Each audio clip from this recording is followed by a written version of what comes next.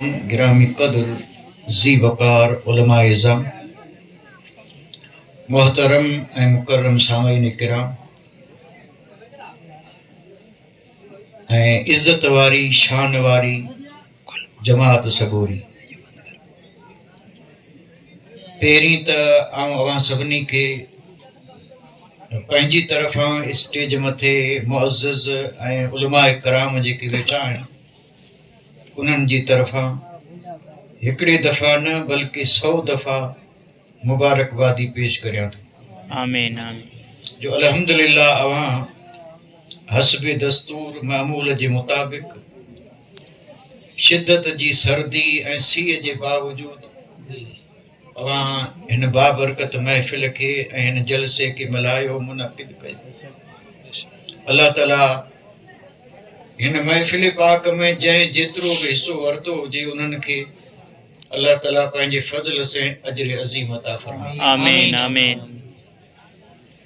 हाणे मूंखे इहा त ख़बर बिल्कुलु कोन्हे जो ही जलसो घणे वक़्त खां या केतिरो वक़्तु थियो ही जलसो थींदो अचे थो जी, पर आऊं पंहिंजी ख़ुशि नसीबी ऐं ख़ुशकिस्मती मथे नाज़ कंदुसि त अॼु अल्हम्दुलिल्लाह हिन जमात सगोरी जे हिन जलसे में पहिरीं दफ़ा मुंहिंजी शिरकत ऐं हाज़िरी ऐं सादतमंदी नसीब थी। बेशक आऊं जमात सगोरी जो थोराइतो बि आहियां ऐं दुआगू बि आहियां त अल्लाह ताला जमात सगोरी खे अञा बि अहिड़नि पाक महफ़िलनि खे मुनक़िद करण ऐं उन में शरीक थियण जी तौफ़ीक़ अता फ़रमाए। आमीन। ॻाल्हि भली उहा ई लॻंदी जेका हुजे मौक़े ऐं महल जे मुनासिब। त ज़ाहिर ॻाल्हि आहे अॼु भलारी राति जेका रब असांखे ॾिनी इहो बि रब जो फज़ल। कई मरहूम अहिड़ा हूंदा जिन खे गुज़िश्ता साल ही राति मिली हूंदी ऐं हिन साल वीचारा उहे रहिया ई कोन, नसीब ई कोन। ही अल्लाह जो करम फज़ल जो अल्लाह ताला ज़िंदगी में असांखे हिकिड़े दफ़ा वरी ही राति अता फ़रमाई।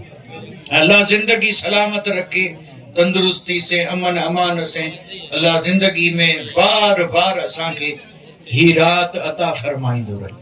आमीन। मैं गुजारिश करूंगा स्टेज के पीछे जो नौजवान बातों में मस्त हैं उनसे गुजारिश करूंगा आप खामोश रहें, पूरे प्रोग्राम में डिस्टर्ब ना करें। पीछे जो बातें कर रहे हैं यहाँ पर तशरीफ लेके वरना खामोश इख्तियार करें। वडी बरकत वारी रात जंहिंखे बिल्कुल सॼे आलम इस्लाम में चयो वञे थो मेराज वारी रात। मेराज वारी रात शबे मेराज। बेशक ऐं उन जी बिल्कुल थोरे लफ़्ज़नि में तारीफ़ इहा थींदी त ही रात उहा रात आहे जंहिं में अल्लाह ताला पंहिंजे महबूब खे घुराए ऐं अर्श खां बि मथे लामका में अल्लाह पाक पंहिंजे फज़ल से पंहिंजे महबूब खे पंहिंजो दीदार बसाए। ऐं अल्लाह तबारक व तआला एॾा त इनाम इकराम कया जंहिंजी न का हद ऐं न को हिसाब। उहा भलारी रात असां वटि रातियूं त हूअं बि घणेई अचनि पर उन्हनि में 2 रातियूं जेके आहिनि से आहिनि लाजवाब बेमिसाल।